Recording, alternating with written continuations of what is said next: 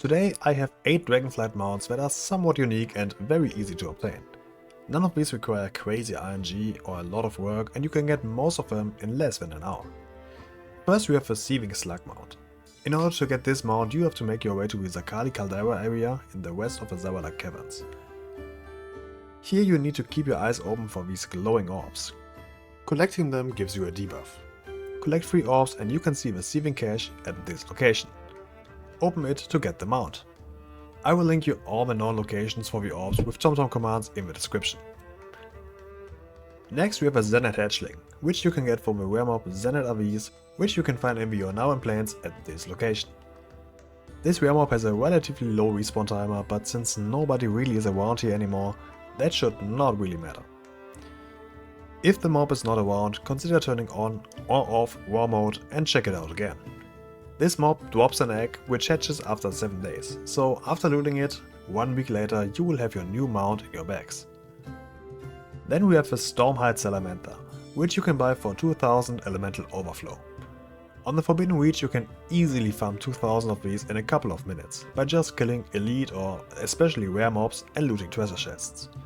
Inside the cave you can enter right here. It took me less than 2 minutes to get all I needed, and then you just have to go to Thaldrazes to this location and you can buy the mount. Next we take a look at the Temporal Mental Skyclaw mount. For this creature you need 20 flesh frozen meat, 20 Nolan's House special and 20 Tusker jerky. You can buy these items from the auction house, but the prices have gone up relatively high. As I am checking them out, it would cost me a total of about 10,000 gold. If that's too much for you, you can also farm these items by killing nodes in the Azure Span. In this area you can get the flesh frozen meat, here you can get the Nolan's House special, and the Tusker jerky you can drop from all of them. After that, get over to this location in the Dragon Isles and talk to the NPC Zonvogi.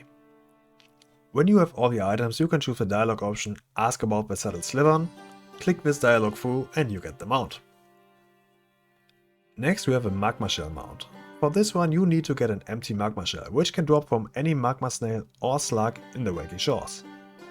It's also tradable and can be found on the auction house for acceptable prices. With this item in your bags, make your way over to this volcano. Down in the lava you can find an empowered snail and you need to interact with it to give it the shell. This process can take a while and without preparation you might die to the lava. So either bring a friend with you that can heal you, or try to use your own defensives, perhaps in a different spec. Once you finish the spell, you get the mount. The Ivory Trader's Odok can be bought from Tatukiaka in the Azure Span. In exchange you need 3 different wings you can get from different dungeon bosses. The Raging Tempest from the Noku Defensive, Vaximus from the Algefa Academy, and Laymore from the Azure Vault. So, for all these wings you do need some luck, but you can just keep running the dungeon until you get them. After that you can buy the mount. Odoks also have a nice bonus of increased swimming speed, so if you don't have something like that yet, this mount definitely can be helpful. The Scrappy World Snail is a yellow version of a Magma Snail. You want to make your way over to the Obsidian Citadel and ally yourself with either Ruffian or Sabellian. It doesn't matter which one you pick. After joining one of them you can collect key fragments and key framings from mobs in the area. You need to collect 30 fragments and 3 framings to create 1 key. With a key in your bag, make your way over to this NPC right here. Turn it in and with some luck you get a Worldbreaker membership. Using this item gives you a debuff for the next 2 days or until you die. While having this debuff you can collect Magmotes from slain enemies. Each enemy in the area gives roughly 3 Magmotes and you need 1000. That's a bit of work, but definitely doable without too much effort. After farming 1000 Magmode you can go inside this cave right here and talk to this NPC to buy the mount.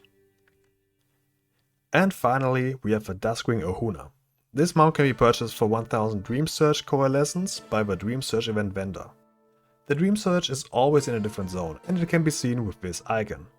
While the Dream Search is active you get this currency by killing empowered rare mobs and flying through these glowing orbs that will spawn all around the zone.